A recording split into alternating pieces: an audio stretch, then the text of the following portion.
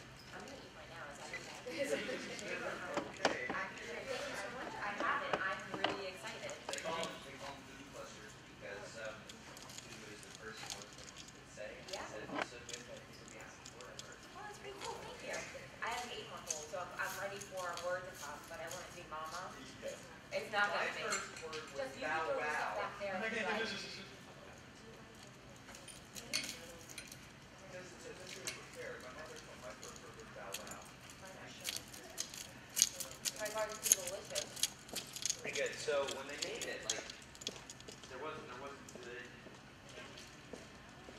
They got chocolate and then like some chocolate bars with chocolate and peanuts. This is the first one we caught different elements in the making. They used copper still concert in 1912, and it's like a craft sort of approach to candy making. Yeah. So, but they made it like in the same way that they make whiskey, you know, like fine craft whiskey, and it's a big fancy long. You live in Nashville? Yes. That's where you're originally from. No, I'm from Chicago, but I've lived there for about 11 years. It's home now. Ooh, full love. Yeah, I don't really like love candy, but those are great. Love candy. Thank you. I hope your shirt fits. If it doesn't, we can always get you Oh, no, thanks. That's perfect. I've never been to Nashville. It's a bucket list location for me. It's really fun. It is now the #1 bachelorette. It's really it's weird. But on like a Saturday evening, we'll go to dinner or something and we'll walk around and see what else people does. Bachelorette. I love that. My husband loves it. He actually works here as director of recreation. And like his sport conference, they usually do it at some big hotel down in Nashville. And he loves it. He loves the music, the bar. Like, he just loves it. I'd love to go to Nashville. I was hoping she may do her bachelorette in Nashville, but we're going to somewhere else I'd love to go, which is Savannah. So. Oh yeah. Yeah. So when are you getting married, Richmond?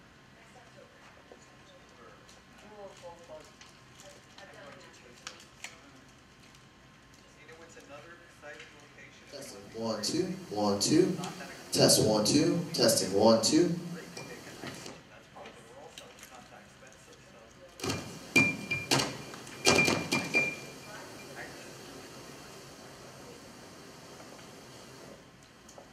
I hope you don't mind me shoving my face. This is our offer. Hey,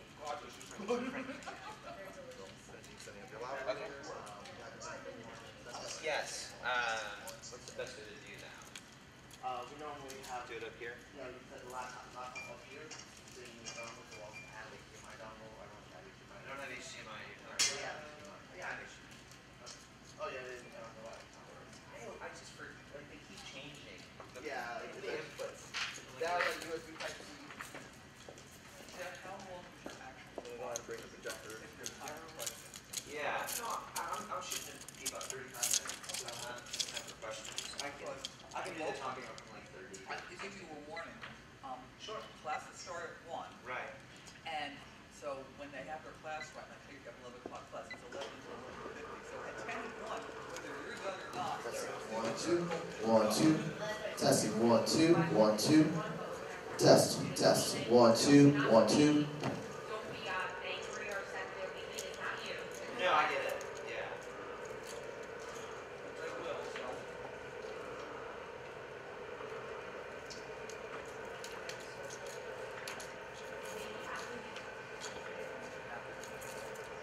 I love you. It's such an underrated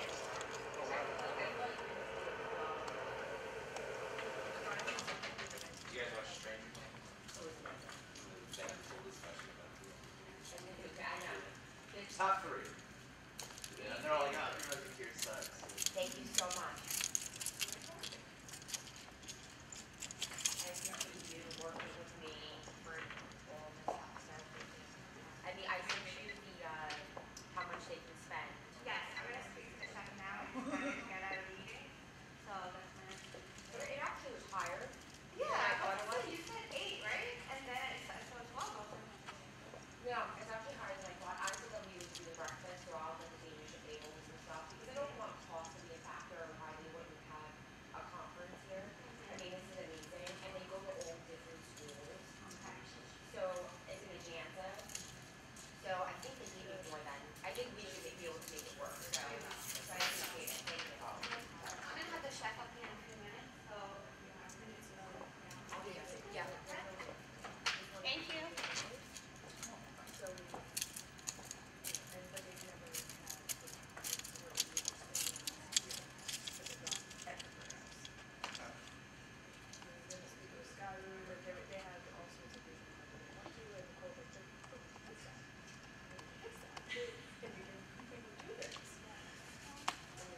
All right. Good. I think I'm good. Is this on?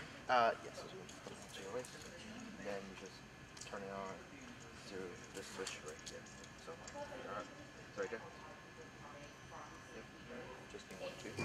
Let me find it.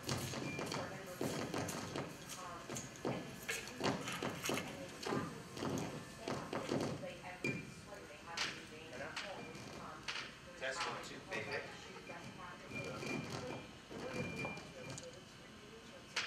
Testing 1 2. Hey.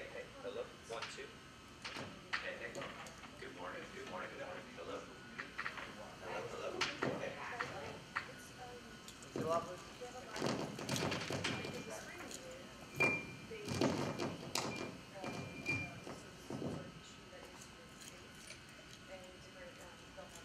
Test 1 2. Okay, these are fine.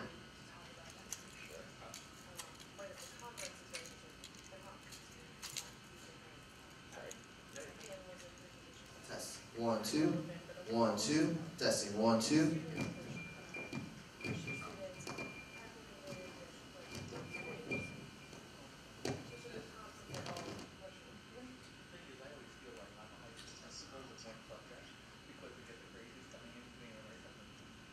I'm the first line crazy for most of I also talked to volunteer, who's actually part of the conference. They want to buy it to them. So it's about to do something really, I think we do something really so we can kind of like.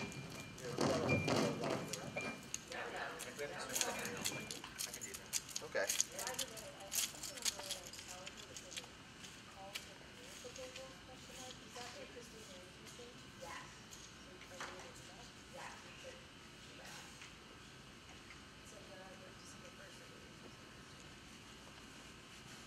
the ladies who talk to me Monday, and I have my main thing, my surgery, my picture that I probably don't have to have this routine anymore.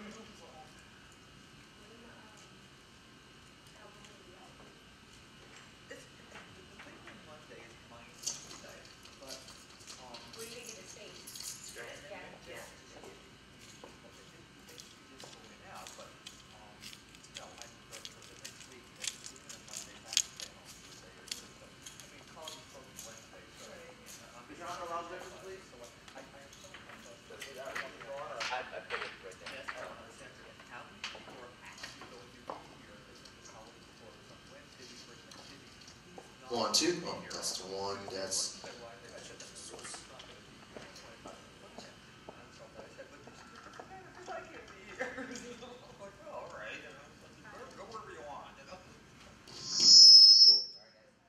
One, two.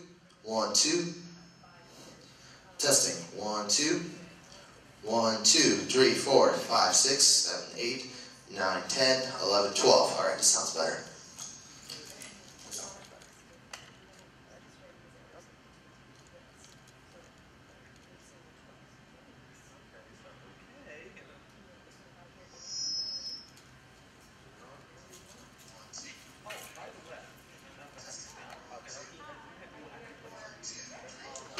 Hey. Hello. Welcome. Test. 1, 2, 1, 2. Testing. 1, 2. Yeah. So I was standing in line waiting for a pork chop sandwich, and that's when they saw me. Okay, good.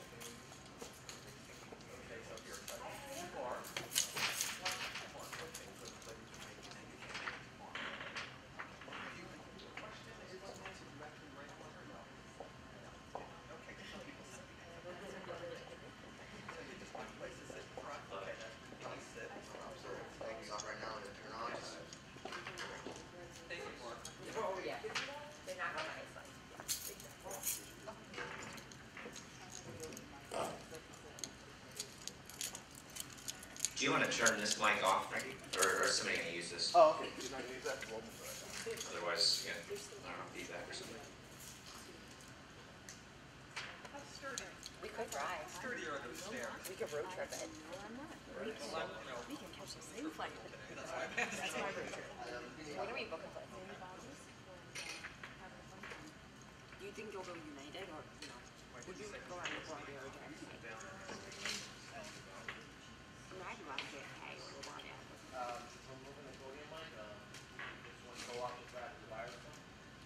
I also thought about just standing here on the floor and not having to stairs. We can put the wireless mics on either side, right?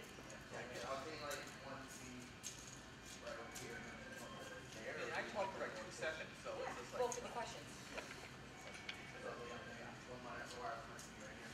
Yeah, great. I should try to just put one of the stairs, even though they're small. No, it's here. You don't have to climb the stairs. You need a wireless mic. I'll grab that. It's always cold in this room, right? It's always cold in this room.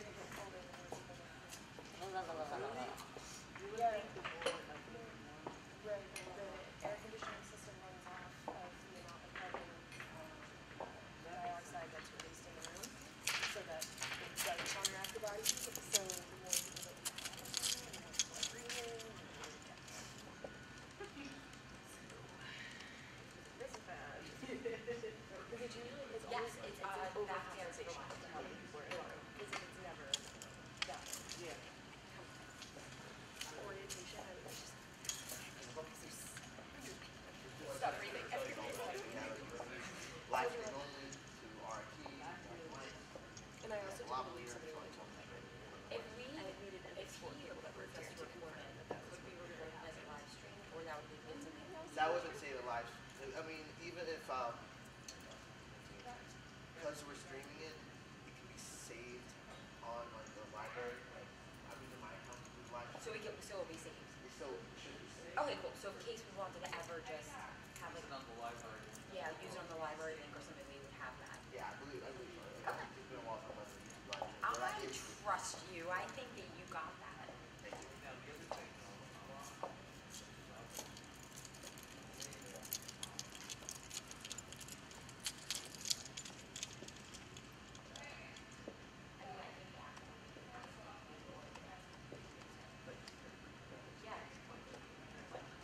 No, I didn't ask, obviously. But I think if this works, I think we can use it, we have to use it.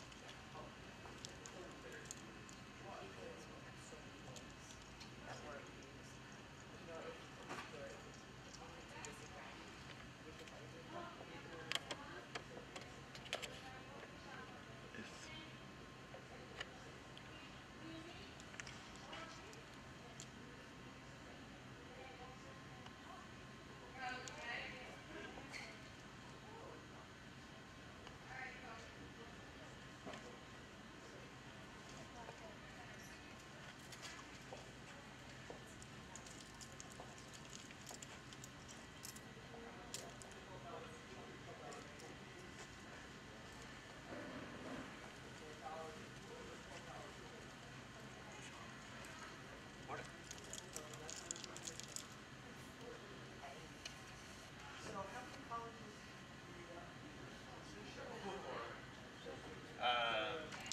Spoken at a ton of colleges.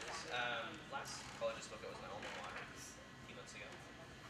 Yeah, maybe a few others.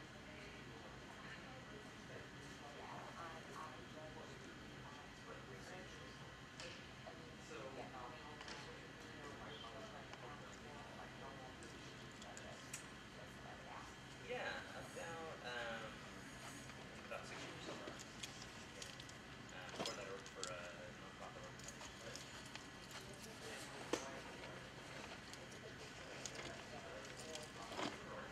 She's a mom, and she doesn't do that anymore professionally.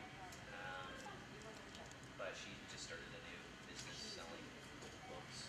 So we got a lot of books in her house. So yeah, we're fun. I have a lot of books in my house. Same between my reading habit and her business. We have a lot of books. Yeah.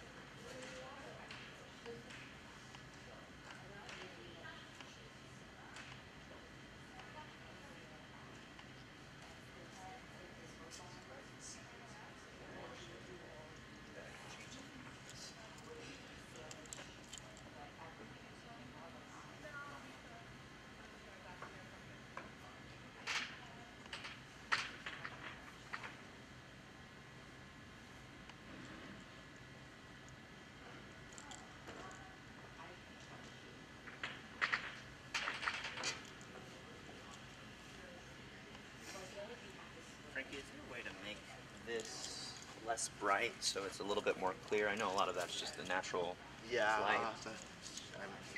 I'll try to bring down the stage lights a little bit. Yeah.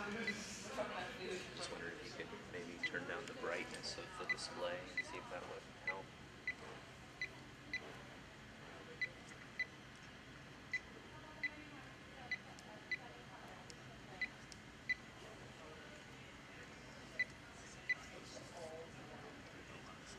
Helps a little bit. Let me see if I can do something else here.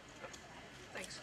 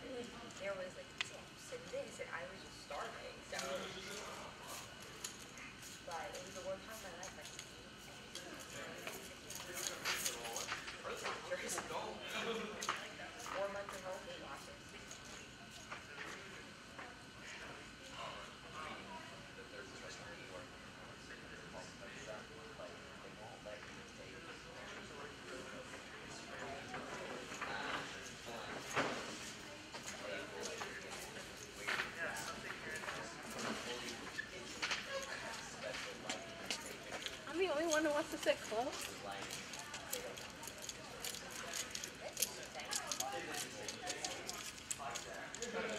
Yeah. Because I know people who like to, like my cousin likes to take a picture of his food on his plates. And that would bother him if he had to.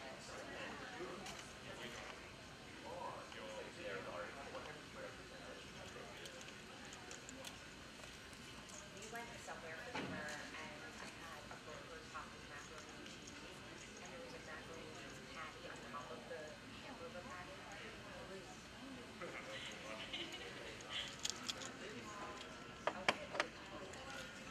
they have the grilled cheese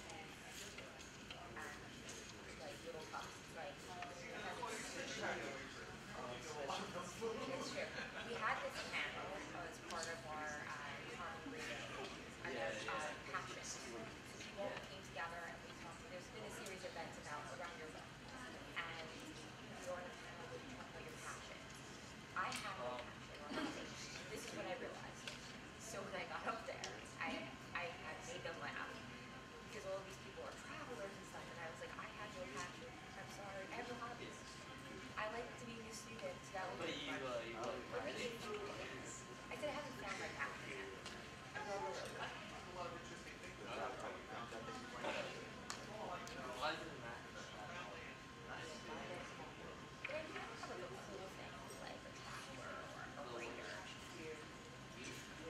Yeah, but being a student, like, it's old and very boring. I'm cool now. I love to see it in the English department.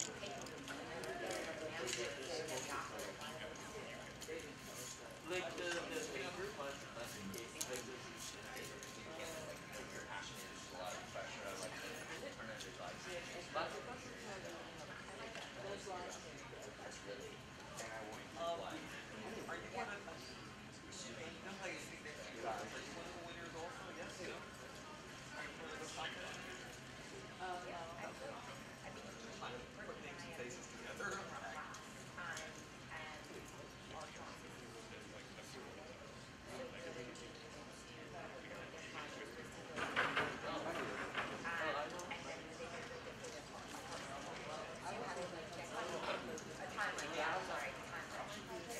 I thought you were supposed to be questions. But I think yeah, they use it. I know there's 8 people. I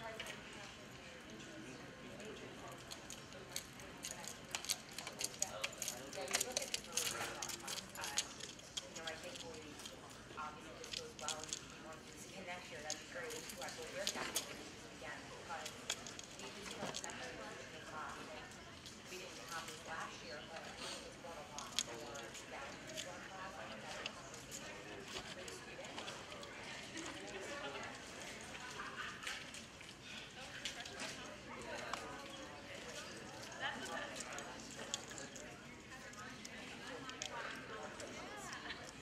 It's looking pretty cool.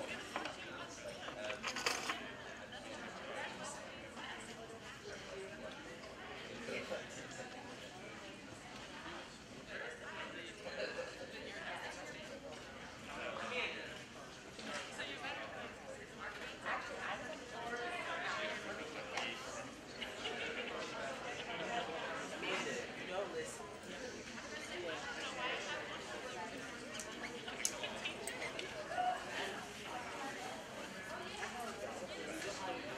What happened to the 60s? Don't listen. I don't care. I don't care. Now I'm leaving your ass. Now I'm leaving. If I can be back there, I can't fuck with you up here. No, that's too close to this people. What if I want to get up and I can't do fuck. No, can't lie. I'm sitting all the way back there, and I'll see you when we're finished. So evil. Fine, Daryl, fine.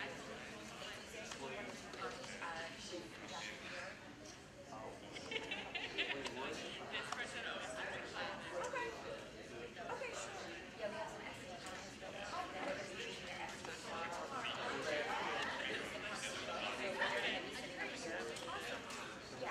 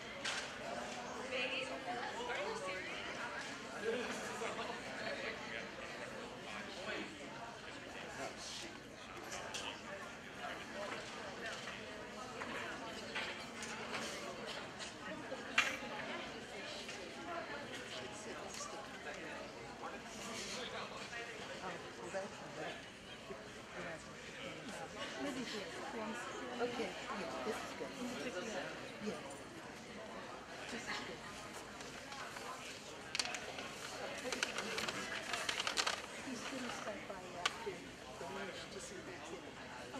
Mm-hmm.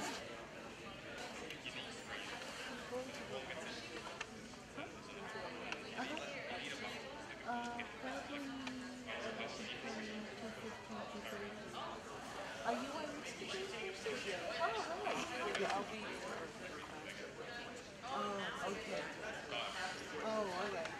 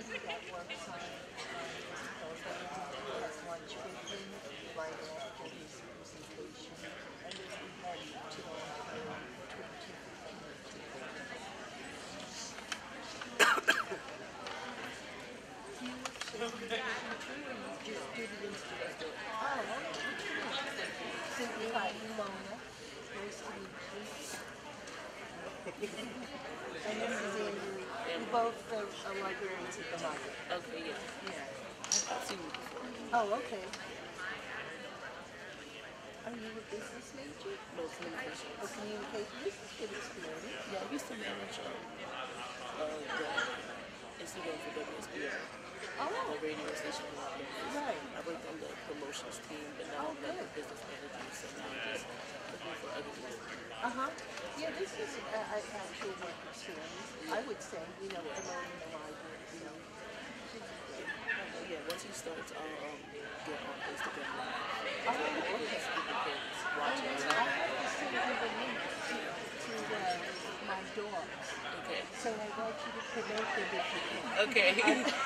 They're up to 93,845 nights, and I'm trying to reach 94. Oh my gosh, okay. Have you met the dogs? Okay, he's a photographer who specializes on just pictures of dogs. And he's 29 years old. He has over 2.5 million followers on Instagram. And he started with raised like photography, and he was in marketing, and his company lost an account, and he lost his job. He was laid off. So then in 2013, he decided to combine both passions, which is photography and dogs. And so he's based in New York, and he takes photographs, discrete photographs, and he posts about 3 times a day. And he's written 2 books. We have them in the library. And he's very nice. And long story short, I went to a book signing in Hoboken, and he was raffling off 3 pictures of your dogs if you wanted your picture taken, the dogs. And we were one of the winners. So I had brought my dogs to Hoboken, New Jersey, and so they're 2 Shelties. So I'm trying to really promote them. Yeah, that's for sure. What's the name of the dog? The dog is D-O-G-I-S-T.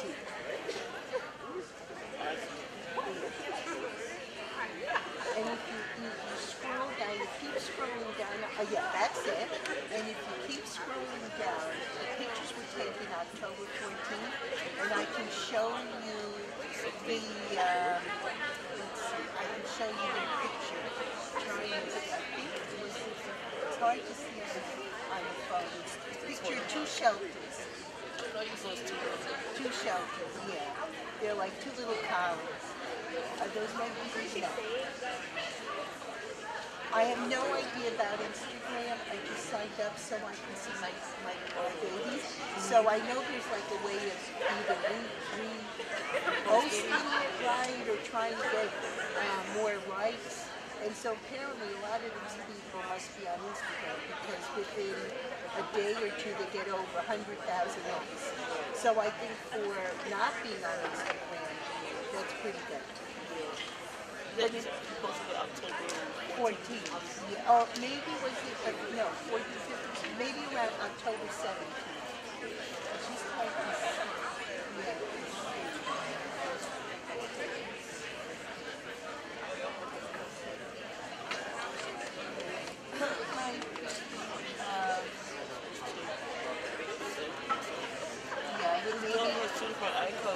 Yeah. So if you go maybe up a little bit slowly, and it was taken in Hoboken. Okay, maybe yeah, keep going now. Here they are. They're my babies. Right there. Yeah, those are my babies. 17. Yeah, the 17. So whatever you can do with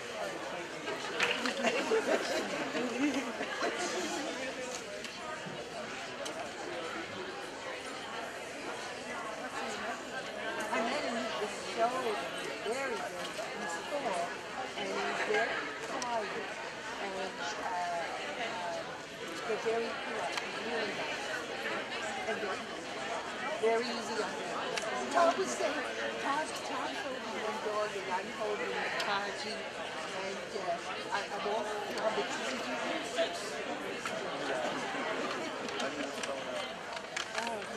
It was adventure taking. Yeah. We drove Jersey City,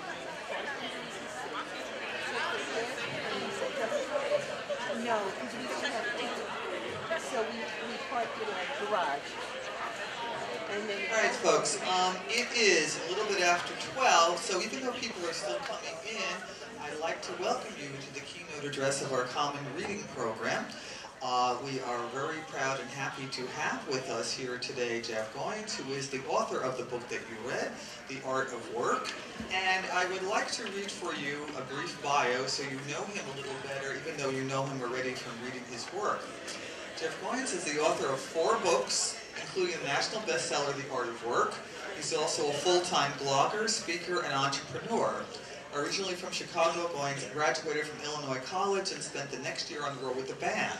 After that, he moved to Nashville to chase a girl and spent the next 7 years working at a nonprofit organization. He now writes and speaks for a living and runs an online business helping writers and creative entrepreneurs chase their dreams. Jeff's award-winning blog, GoinsWriter.com, has been visited by over 4 million people from around the world. His work has been featured in the Washington Post, USA Today, Entrepreneur, Forbes, and Psychology Today. He and his wife, Ashley, live just outside of Nashville, Tennessee, with their children and a dog. So, Jeff? Yes. Hi. Thank you.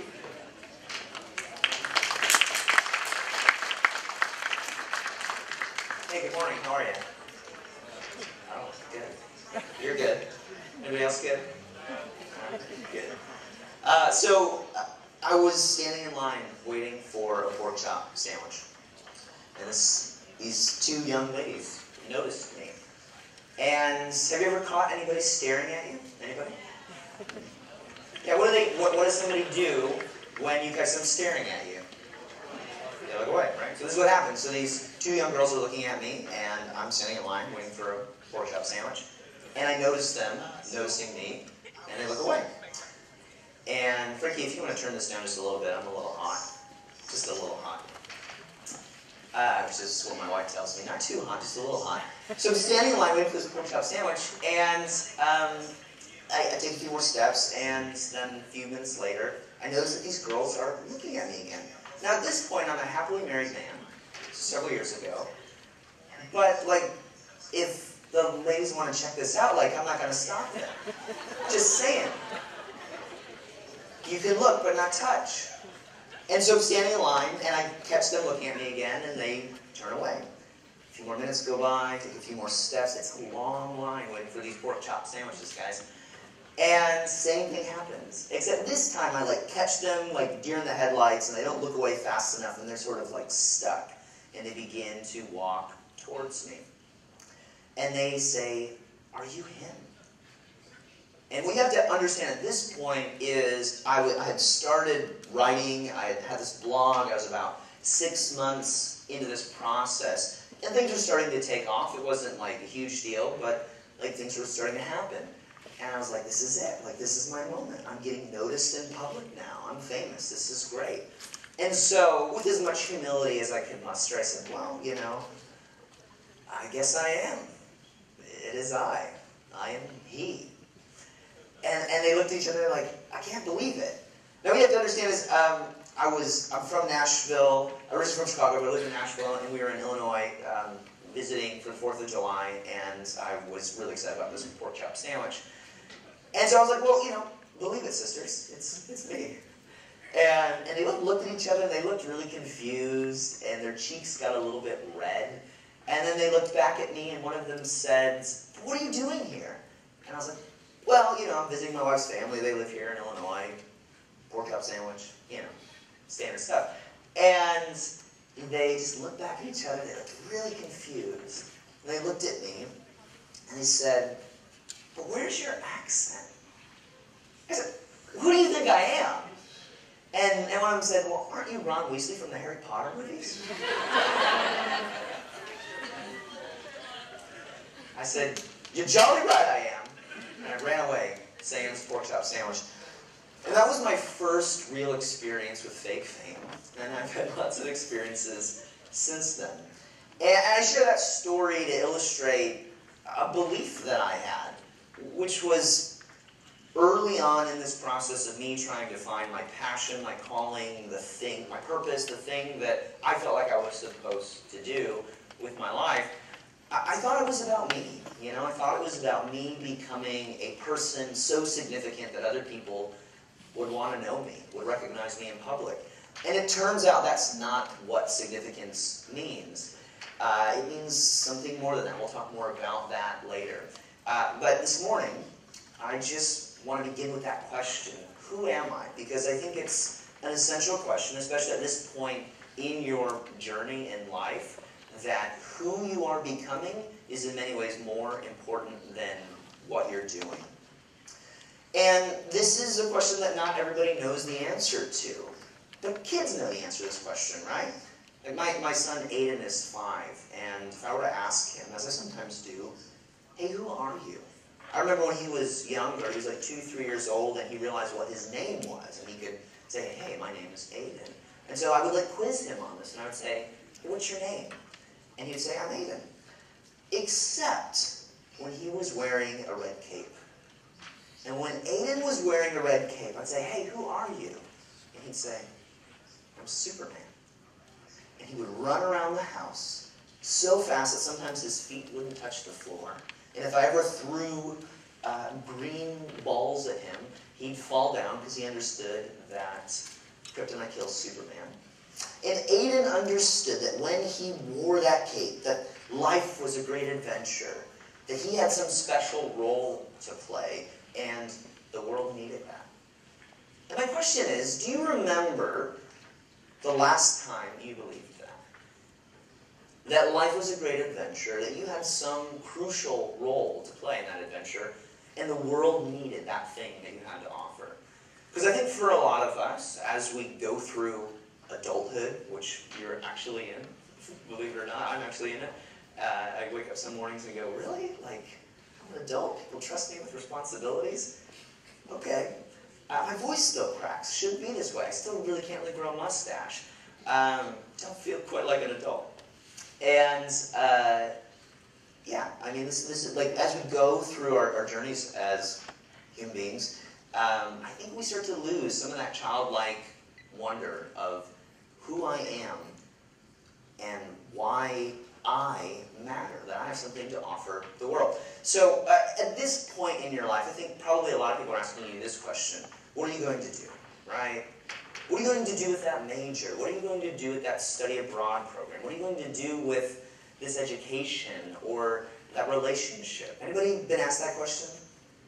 Right? Like who's going, all of you are probably going to be asked that question like a week at Thanksgiving where you're sitting around a table with family members and go, what are you going to do with that?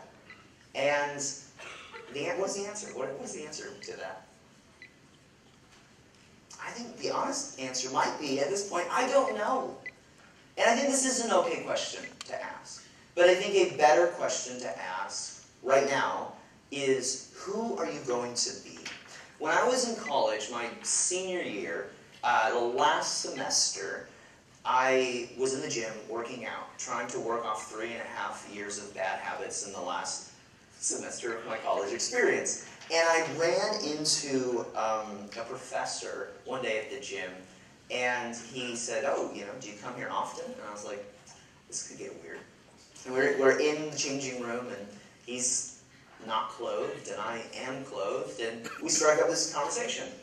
And I said, well, I'm starting to come, I'm trying to come a few times a week. And he goes, oh, that's great, that's great. Because the habits you form here will be with you for the rest of your life. And that just sort of struck me. And I think there's a lot of truth to that. And it's not like you are what you do. That's not necessarily true. You're more than that. But you do become what you practice. And I remember in college seeing all my friends do different things. And a lot of us, myself included, kind of had this belief that life was on pause. This was an opportunity to experiment doing a bunch of different things, which it is. But I also saw that some people didn't understand that who you are during this time is practice for who you're going to be. And so take it seriously. Anybody play sports? Nobody plays sports. Who plays sports? Yeah. Who does anything competitive ever? Good, all right. Good times. Yeah, I mean, if you would go, anybody do arts or plays or anything like that? Not fun. Anything that requires rehearsal, practice. If you're going to do the big day, the game day, whatever, you're going to do that well and seriously, you've got to take the practice part seriously. And that's what this season of life is. It's practice for the next thing to come. So, who are you going to be? I think this is an important question. I think you should aspire to be people of purpose, a person of purpose. And I'm really interested in this idea because of this number right here, 87%. Anybody know what this number means?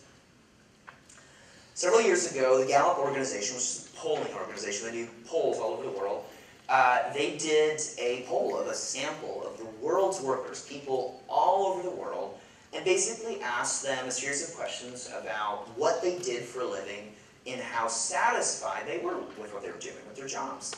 And 87% said they were either disengaged or actively disengaged in the work that they were doing. Disengaged means you're just punching a clock. You don't love your job. You don't even really like it. You're just showing up for the paycheck. Actively disengaged means you're throwing wrenches in the machine, trying to, destroy the machine. And I think this is really sad, obviously, but also not surprising. How many of us know people who hate their jobs? Yeah, right. Maybe your parents did, maybe their parents did, maybe your neighbors, friends, maybe you have jobs that you've hated. I mean, it's not uncommon for us to complain about our jobs. And I'm not suggesting that you're going to leave here and go into some job that every day makes you happy. Because life is hard and work is hard and it's not necessarily supposed to be easy every day. But I am suggesting that you could at least be engaged in the work that you're doing. That's not, I don't think that's so much to ask. That we show up and we're doing work that is challenging and interesting and exciting for us to engage in. Some days it's hard and not necessarily always fun, but it's important. We're engaged in it. I don't think that's too much to ask. And so I'm really passionate about seeing that number, that 87%, go down, because I think it is possible for us to all find the work that we're meant to do, and it doesn't start 3 or 4 years from now. It starts now. starts with the person that you're becoming, and I think that's an intentional set of decisions that you can make. So a while ago, I wrote this book called The Art of Work. Some of you are probably familiar with it. And when I was writing this book, I just interviewed hundreds of people who were living lives of purpose. And I interviewed anybody who said that they had found a way to make their vocation, their calling, their occupation, their job. And these people were doing meaningful work that made them very happy, and it was making a difference in the lives of other people. It was significant. It was purposeful. And I just asked a bunch of questions, and I shared in the book what I learned from them. But today, I just want to share 3 important things, particularly for you guys, that I think would be useful. These are 3 of the most surprising secrets of what it takes to find your purpose, live out your calling, and do work that matters. And the first surprise that I learned was you can't plan your purpose. Right? Who's ever had a plan go wrong? Anybody? Right? Like, plans don't always go the way we want them to. A guy named Jason Fried, who's an entrepreneur, says plans are guesses. Right? And I think that's pretty accurate. A plan is not necessarily that useful, but the process of planning is useful. It gives us clarity. So you can't plan your purpose.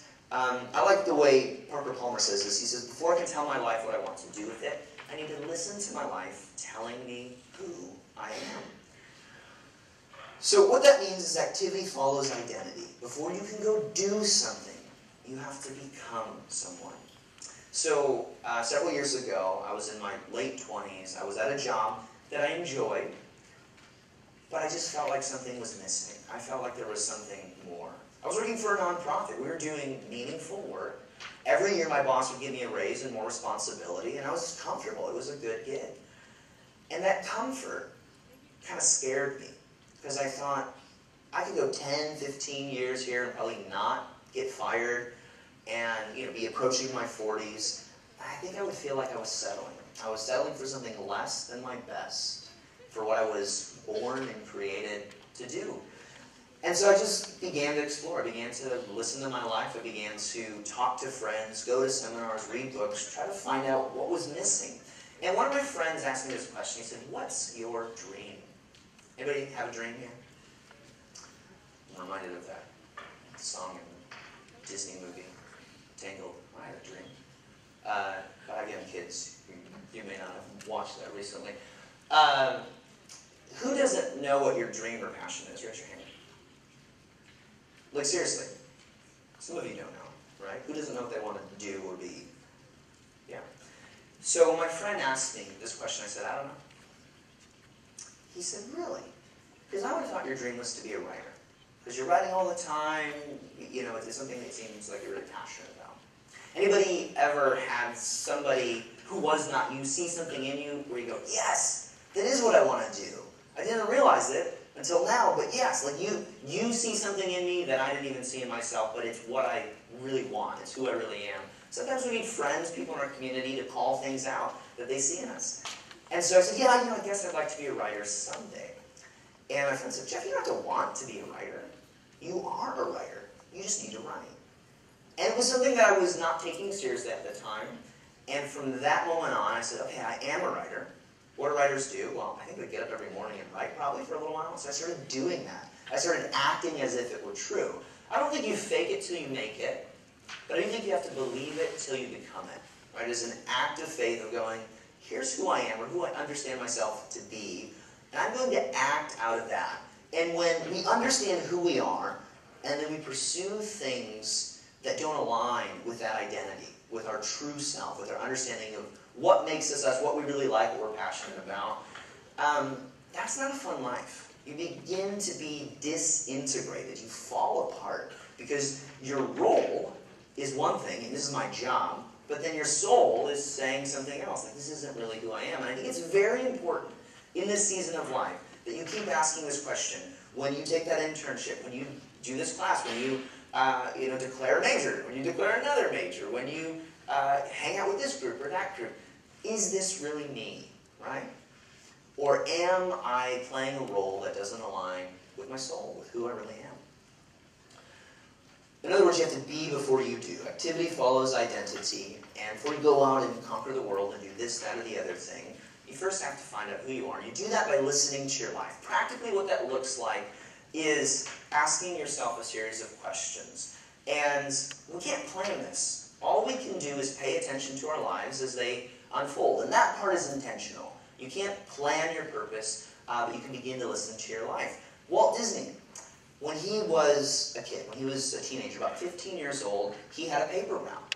And he would deliver the paper every morning and night. And one day he asked his parents for a pair of boots. Because, kind of like hipster cool boots in the early 1900s. And he just wanted to, fit in with all of his other hipster friends.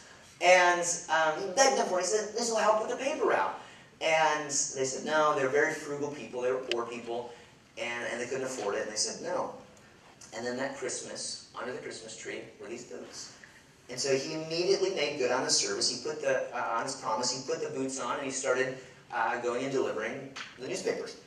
And one day after delivering the paper, he was walking across the street to go to the soda fountain to hang out with his friends. And it was winter, and he saw a big block of ice in the middle of the street. He's got these new cool boots, got this big block of ice. He's like 14 years old. What are you going to do? He goes, I'll kick that block of ice. So he winds up, and he kicks the block of ice, and his foot just stops. Gets stuck. And he starts to feel some pain in his foot. And he looks down, and sticking out of the block of ice is a horseshoe nail. Going out of the ice, going through the boot, into his toe, into the bone, and he starts to scream. And he can't move, because he's like, it's a big block of ice, so he's like stuck in the middle of the street. And these carriages are going by for minutes, and eventually somebody stops, picks him up, takes him to the doctor, and they give him a tetanus shot and put him in bed and say, you're going to be bedridden for the next several weeks. We don't know what Walt Disney thought about during those several weeks that he spent in bed. But we do know, according to his biographer, when he got out of his bed, he knew that he was going to be a cartoonist. And so maybe he thought about the one time when he and his sister painted on their parents' house when they were away with tar. And he told his sister, oh, it'll come off, and it did not come off. Maybe he thought about how bored he was in school, and how bad he was at school, and how, to amuse his friends, he would make caricatures of his teachers. He was really good at it. Maybe he thought about his friend Walter Pfeiffer, whose parents would take him to the theater. He loved seeing live performances and seeing how people would entertain audiences, and then just made him excited. In the early 1900s, as a 14, 15-year-old boy, he had to be thinking about what was next. Because he probably wasn't going to go to college, he wasn't going to be a lawyer, a doctor, his grades weren't good enough. He was either going to have to stay and help his dad with the family business, or maybe do as his brother Roy had done, go off and be on his own. But he didn't know if he could do that or not. So he was directionless. He didn't know what he was going to do. And then this thing happens that sort of stops him in his tracks. And it causes him to reflect and go, where am I headed? And lying in bed, he goes, well, who am I really? I'm an artist. And he gets out of that bed, he says, I'm going to be a cartoonist. And that changed everything. I mean, the rest is history. So, who am I? This is an important question. I think it begins with asking these three questions. What am I passionate about? What do I love? Like, you don't have to have, like, one core passion, like, this is the thing that I orient my life around. Like, what are some things that you're interested in, that you like, that you're curious about right now?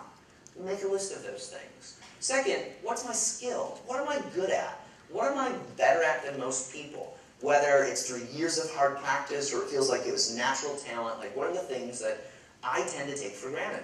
And then lastly, like what is the demand? Like what do people want from me? Oh, you're so good at knitting, or you're so good at IT, and you're so good at fashion and style, or arts, or writing, or science. Like what is the thing that people come to you going, I need this from you, I need help with this, and you know this better than most people. And your calling is the sweet spot. It is the intersection, this little triangle in the middle of these three areas.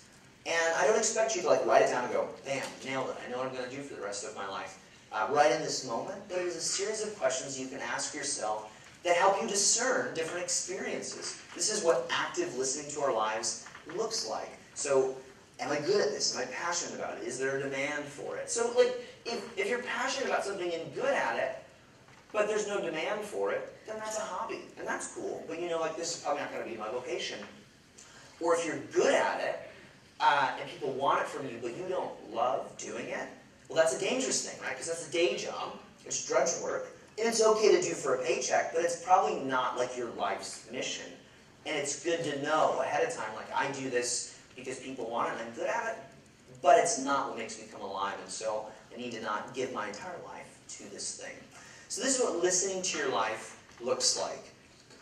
You can't plan your purpose, but you can listen to your life by asking those questions as you go through your life. The second secret is you can't control the outcome. And has anybody learned in life that, like, you aren't in control of everything? Have you learned that yet? If not, like, you will soon learn it, right? You can't control the outcome. Anybody ever been on a date before?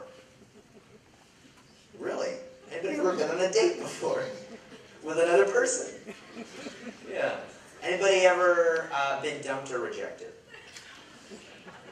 So you can't control the outcome, right? Like, you're like, I didn't want... One time I went on... This is a true story in college. One time I went on a date with a girl. I think I've dated 5 girls. I'm so cool. In my whole life. I was texting with a friend who lives in New York. I was like, do you want to get together? He's like, I might have a date. I was like, what do you mean you might have a date? Because I'm waiting to hear back. I was like, how are you waiting to hear back? I was like, is this an app? He's like, yeah, it's an app. Guys, I know nothing about dating on apps. I've never done it. Like, I was done with dating before any of this stuff existed. So I had to, like when I asked girls out, I did it with a trembling voice. I wish I could have just texted them or something. This technology did not exist at the time. I asked this one girl out that I really liked in college one time. And by the end of the night, she had disappeared. We were at, 2 different parties. And I was like, where did she? I was at one party, and she disappeared. And I realized she was at another party. I went to this other party, and she was making out with another guy on the couch. So you can't control the outcome. That date did not go the way I thought it was going to go. So life is like that, right? Like, we can't control the outcome. But we can control some stuff, right? Viktor Frankl says this, when we're no longer able to change a situation, we're forced to change ourselves. You know what Viktor Frankl is? Man's Search for Meaning, one of the best-selling books of the 20th century. It's a story of how he survived a Nazi concentration camp in World War II.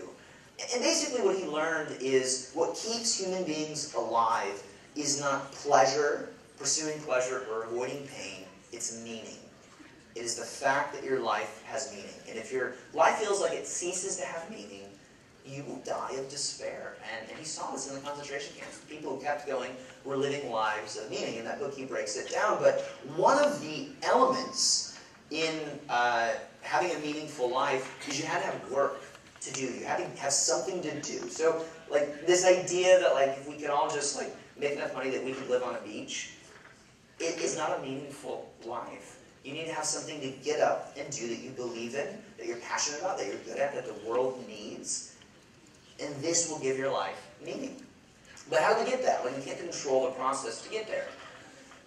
Nobody knows this better, perhaps, than a boy, a young man named Garrett Rush Miller. And when Garrett was 5, he was diagnosed with cancer.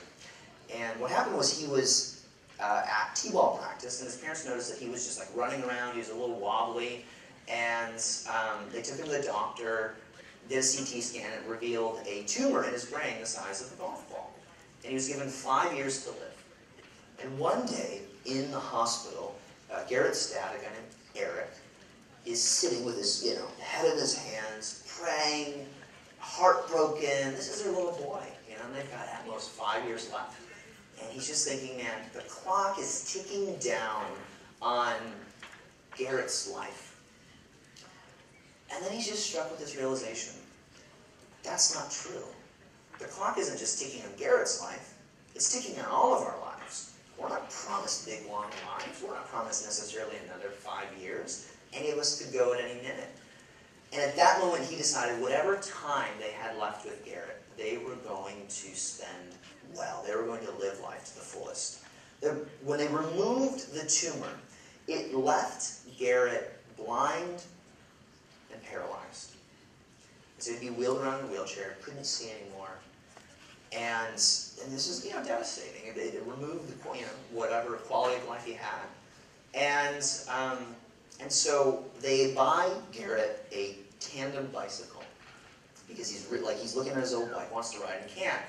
And Garrett and Eric, he starts to get some mobility back. He's doing these clinical treatments. He starts to get some mobility back, and they start going on these bike rides with a tandem bicycle. You've got 2 seats. And at the 1-year mark of Garrett's pronouncement of death, they finish triathlon together. The 1-year mark where they removed the tumor, Garrett and Eric finished a triathlon as a way of sort of declaring to themselves and to the world that they're not going to let this cancer beat them. They're not going to let it take the joy from their lives. And they cross the finish line with the father pushing the son in a wheelchair across the finish line. And then the next year they do it again. And then they do it again, and again, and again. And they complete 12 triathlons together. Garrett doesn't die in 5 years. He gets some of his sight back. He gets a lot of his mobility back. He completes an Ironman by himself. He climbs Machu Picchu. He starts volunteering at Wounded Warriors, which is a charity that works with wounded soldiers and veterans. And Garrett is alive to this day. And when I talked to him, he said more than anything in the world, what he wants is a girlfriend. So, if anybody's looking, let me know, and I'll pass your number on to Garrett. He's 18, 19 years old now, and he has lived more life than most of us, right?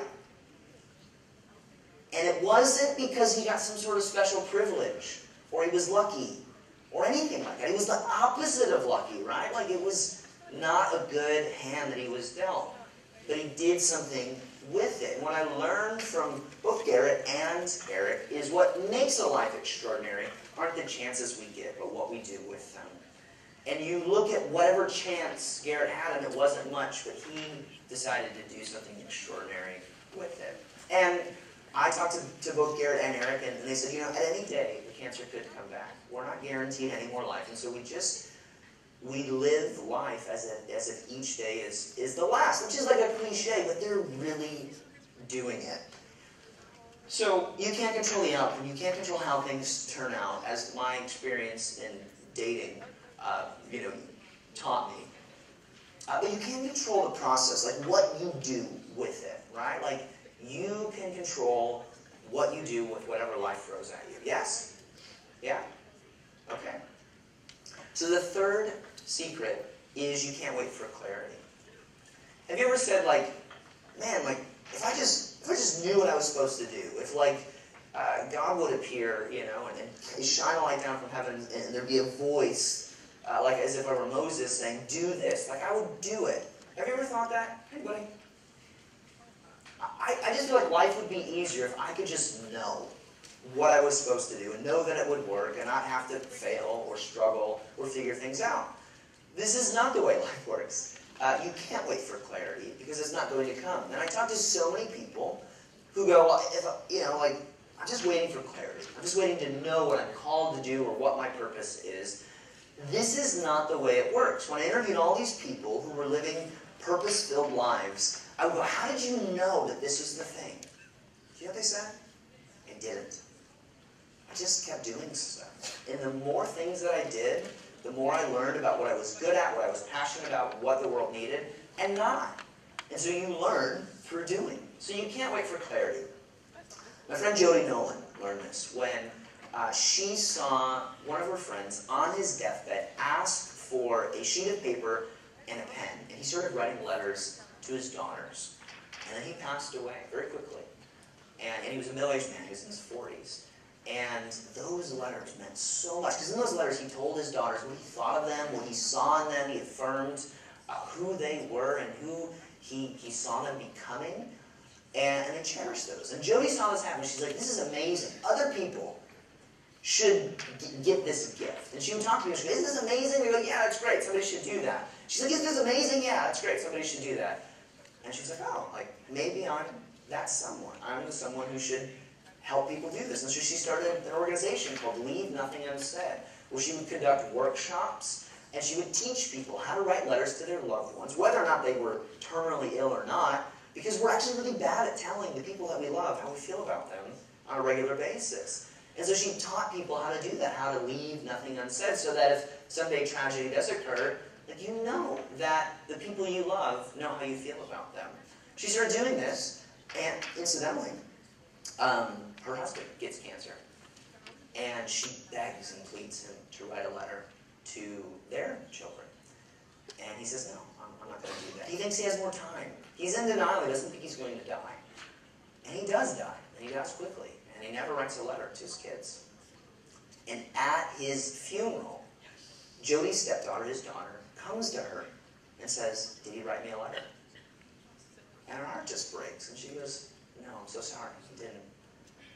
And Jody has a bunch of these workbooks that she's been doing for Leave Nothing Unsaid. She sells all of them. She gets rid of everything, throws it all away, and quits because she realizes, if I can't convince my husband to do this, like, what right do I have to try to convince other people to do it? And she quits. She gives up on it. And the grieving process begins. And a year later, she gets a call from a family whose mother is dying, and they say, hey, do you have any of those workbooks left? She had one that she kept as a keepsake.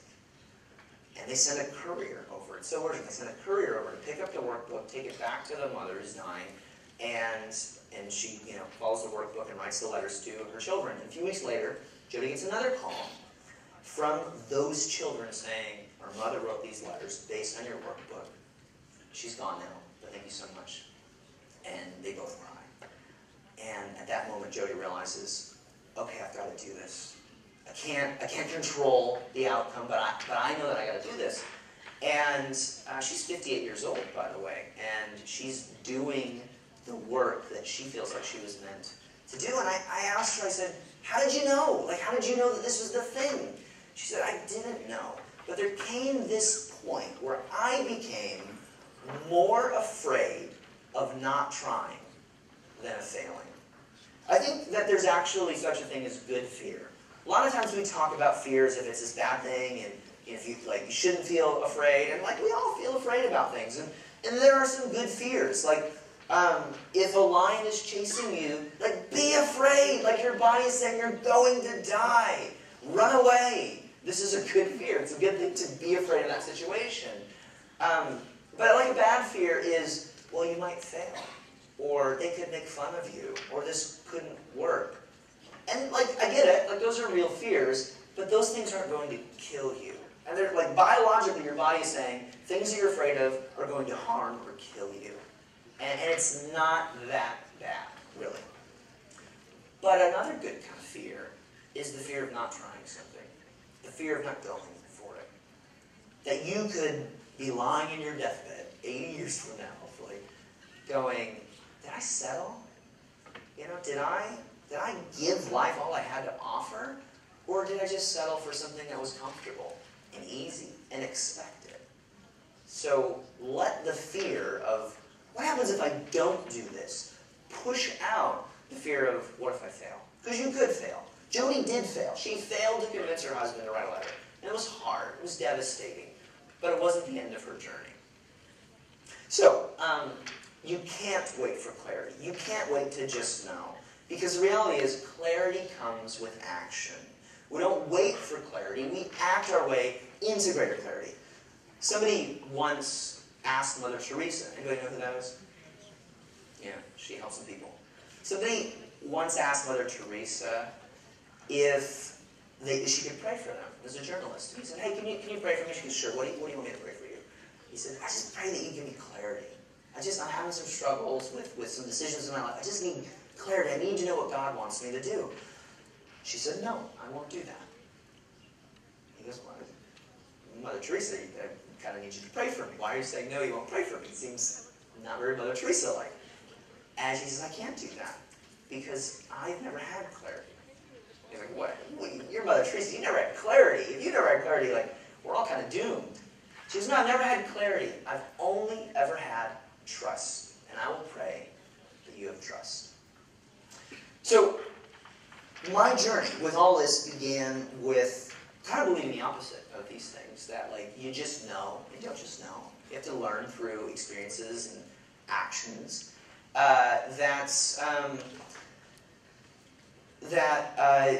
you don't have to like listen to your life and pay attention. That should just be some sort of striking realization. In reality, it's a process, and I want to control the outcome, and I can't. I want to be able to plan it, and I can't. And really, the biggest surprise was realizing what it actually means to be a person of purpose, a person of significance. And I started out thinking, man, if people could just like stop recognizing me for Harry Potter characters and start recognizing me for me, that would be a win. And in reality, I realized that a life is not significant except for its impact on others, as Jackie Robinson once said. And so, as we begin to move forward, as you begin to think about who am I really, the next question is, like, who can I help? How can I be useful? How can I share the things that I'm passionate about and skill that people want from me in a way that makes this world, that makes the people around me a little bit better? I promise you, if you begin to think that way, life will feel more enjoyable, more fulfilling, and it will feel like an adventure that you're living, that you have a role to play, and that the world needs what you have to offer. All right, that's it. Thanks, guys.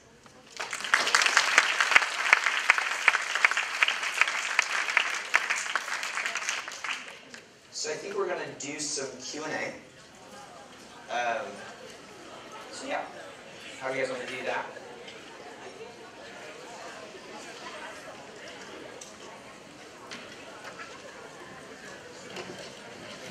So we have some, I know some of you have to go to class, but it's not quite 10 of 1, so that's if you would stick around.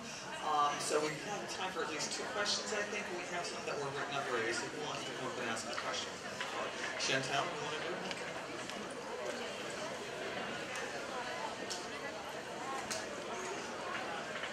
The question is going after your calling ever too risky for financial well-being? Thanks, Chantal. Is going after your calling ever too risky for financial well-being? I think, yeah, maybe. I think that you're not guaranteed financial success by simply doing, living out your calling.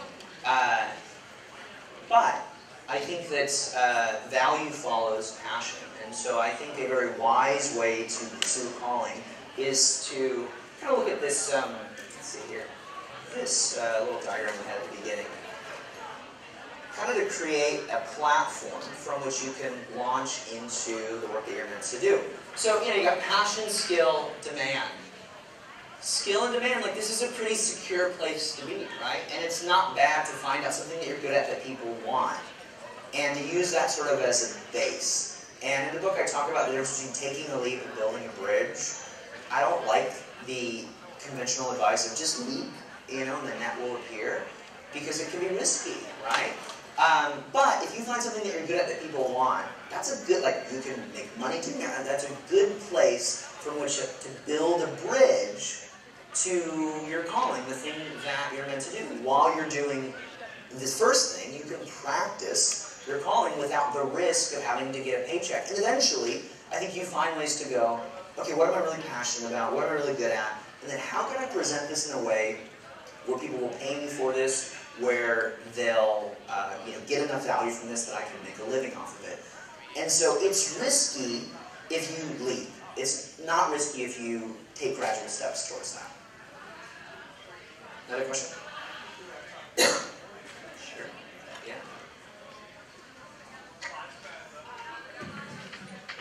Is there anything you wish you had included in the art of work that you didn't? What's your name? Esther. Esther. Is there anything in the art of work that I wish I would have included that I didn't?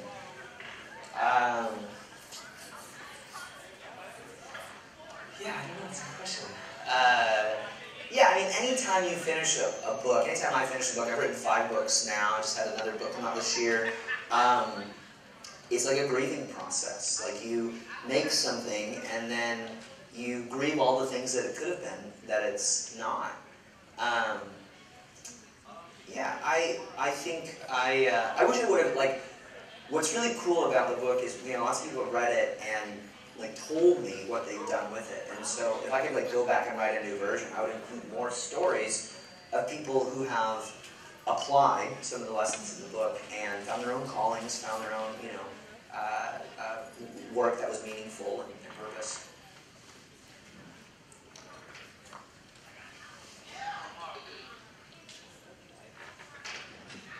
I wish we had more time for more questions, but we don't. But I would ask, I know I have some of the contest winners, or essay contest winners up in the front. If there are any that came in a little bit later and are still here, or actually are in the essay symposium tomorrow, if you would come up to have your picture taken with Jeff, that would be fine. All right. So, is anybody else out there in audience land? Come on up, and those of you who are present in the front.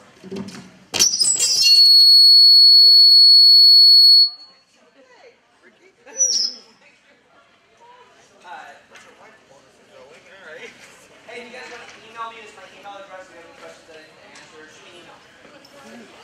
Have a good day.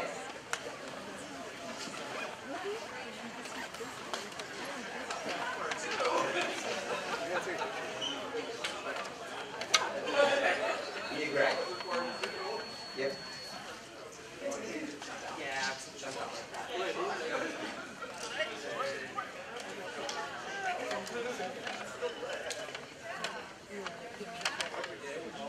Hey guys, it'd be great if we could just line up maybe by the white wall here, so if you want to put it back and we get everyone. Awesome, thank you. Oh yeah, but scooch over, guys. Let's have you in the middle. Okay. Thank you. Awesome. Just doing some stuff, so whoever's that is. Okay, look like you like each other. He's gonna turn.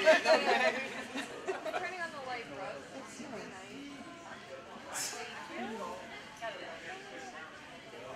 you. Take one step this way. Oh, sorry. You can flip-flop. Alright, ready guys? 1, 2, 3. Don't move after I keep it going. Make sure everything's good. Looks great. One more.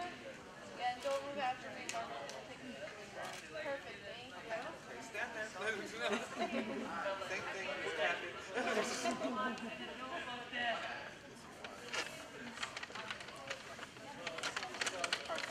Okay, now, those of you, how many of you are going to the lunch?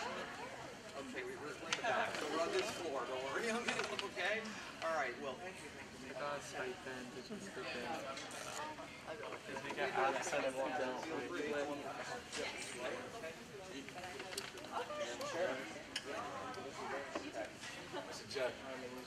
Jay?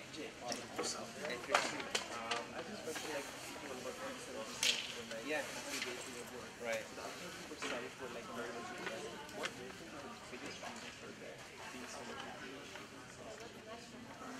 I think it's a good question. I mean, I don't think the study covered that, but I would go to what is it to do something that's meaningful to you? Typically, it's something that's challenging, but that you've got some sort of competency for. Mihai talks about this, he calls it flow. And when we're doing things that we're really good at, but that are not challenging us to grow, we're bored. And so I think a lot of people are bored with their jobs because they've settled with doing things that they're good at, that people want from them, but there's no challenge that brings kind of the energy to passion. If you're doing something that you're not good at, it's like there's no competency or very little competency and lots of challenge. It's stressful, right? And so sometimes people take jobs that are going to be really well paying or set them up well for financial security or freedom, but it's stressful, right? Because the challenge sort of exceeds the competency. And so I think finding the right intersection between challenge and competency makes something engaging. I mean, I think that's true. Most people are doing jobs that they're bored with. Not that they're bad at, but they're just bored. And so that's a personal decision. We've got to continue to find things that challenge us. Not so challenging that it's stressful, but not so easy that it's boring. Good question, Jay. Yeah, great to meet you. Here. It was awesome hearing you speak and stuff. Thank you. I got a question for you, but I just want to get a picture. Sure. Yeah. I feel like you're building a the building with the handshake. Yeah, I didn't know the tape. I wanted to ask you, what was like life for you growing up, and how do you define trust in the process? That's a good question. What was the life like for me growing up? Well, we grew up lower middle class. My dad was always doing blue collar jobs. Always in debt. At night, the bill collectors would call and you knew we didn't answer the phone at 6 o'clock at night because those were bill collectors. And I just remember knowing them, 6 years old. And then one time my mom took me to McDonald's one day, and I was 6, 7. I was like, Mom, we can't go. And I was very conscious of being a news. So yeah, but I mean, the other thing that my dad taught me, he said to me was he had always struggled with his work because he never had a college degree, and he felt like because he didn't have an education, he was often being passed up for promotion and losing jobs to younger, more educated people. It was very important to him that I go to school. I think that's changing, but I think the importance of having an education, whether that's a self-directed education or formal education, I think it's super important. So, but I learned. How are you? Work ethic for the year. Are you involved? And competition, and so I learned about art, creativity, and but I also for the money part. Need a lot. I can relate to that. Not just I can relate to that. Growing up in the struggle. I actually went to Tulsa. I got your email, but I went to Tulsa. I actually went to I'm kind of my own motivation for St. Peter's. So I'm trying to aspire to inspire people. Okay, we're kind of, I'm getting the go signal kind of hurrying back where the food is. Okay, well, I got your email, so I could do that. Alright, good seeing you guys. Good talking. Thank you for your questions as well. Okay, you can walk over there. Okay. I'll go get a chance to walk. Okay. Job for you. Okay. All right. I'm Chris Webb. Yeah. Yeah, we were talking about okay. Yeah, he is really good. Diana, nice to meet you.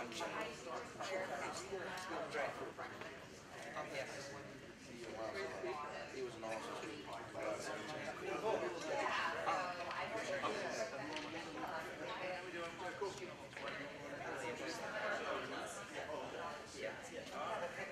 Okay, so it's like I'm honored to be here. okay.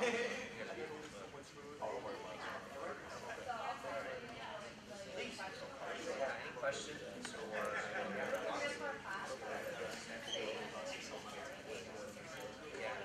yeah, I was mentioning this, but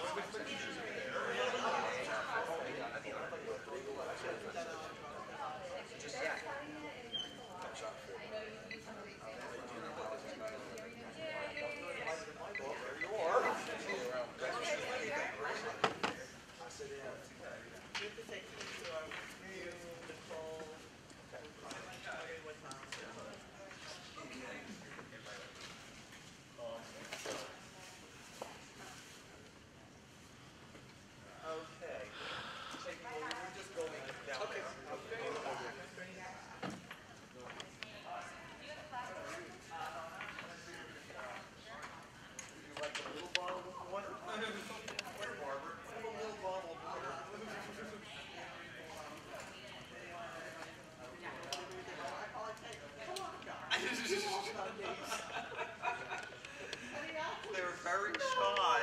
No, nobody's on a team. Nobody's in a play. God.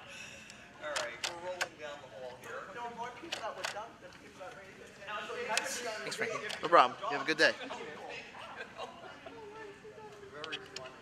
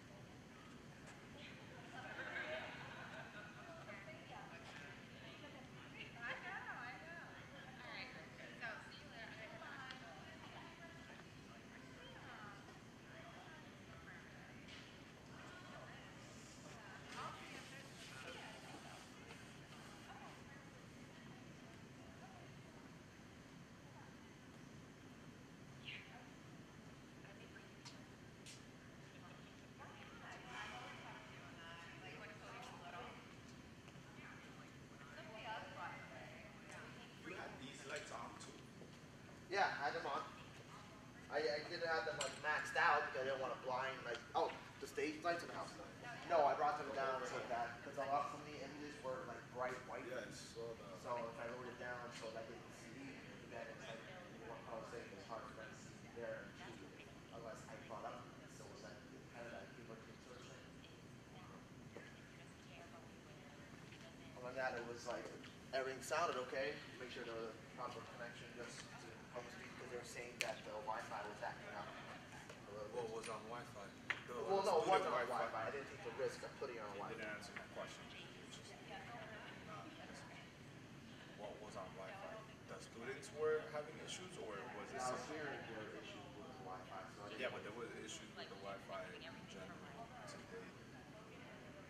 It made it sound like from when I came in, it sounded like there was some issues with the Wi-Fi. I just like, even just for streaming purposes, I didn't want to take the risk, and just made it more of a network connection to help stream better. How do we use the tape? Something like that, we can use the Velcro strap. as It well. was just right in front of me, so I know. Like, that's a waste of tape. The tape should never, let's put it this way. There's a new rule. Tape should not be used on carpet. Okay. Tape not using carpets. Well, that and not carpets. Got it.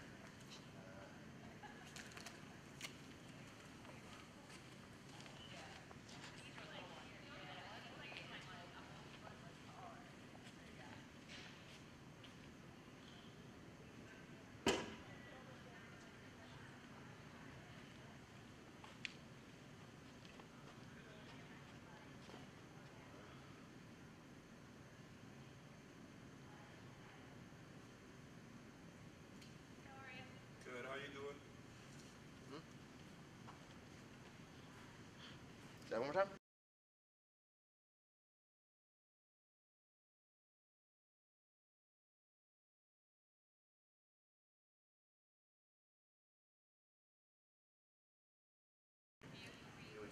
You know what? What?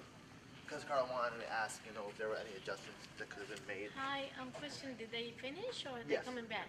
No, they're done. It's done. They're done. Okay, thank you. You should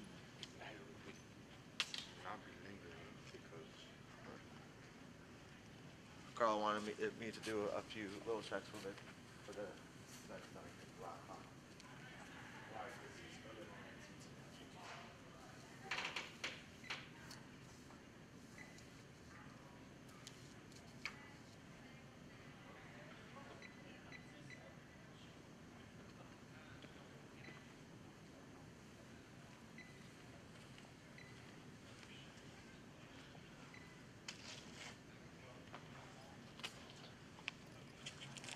wouldn't have something like this been probably the best setting?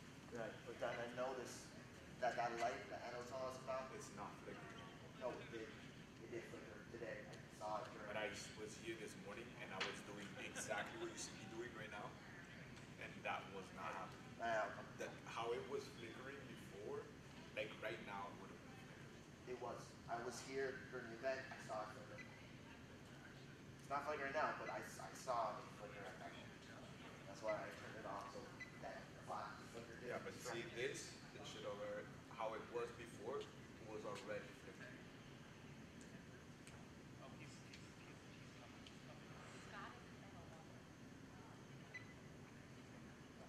That light back there now. Right, that was flickering. That's not the one that we were talking about. It was a different one. Okay, it's a different light altogether. Yes. The light that we originally was happening in open house before was this one by the projector. Okay, so that one by the projector, so it's this one. Right? And this, that it does that, look, but it comes back up. Yes, that's just taking a second to come up. That's not a flicker. But it did, like, I saw it flickering during the event. I did see it flicker. I did. I'm explaining to you, right, that this, right, watch the light.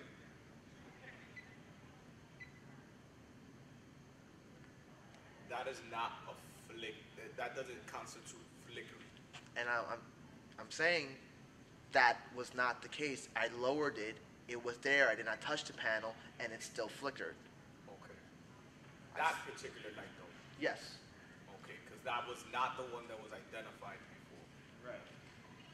That's what I'm trying to tell you. It's okay now, but like when It's not okay because it's right. No, I'm just like saying. So like when we see this, right? When we do that, that's still not supposed to happen. Yeah, it's not supposed to happen. Right? The rest of them don't do it. That's not supposed to happen. So it's not okay. Right? You done with this?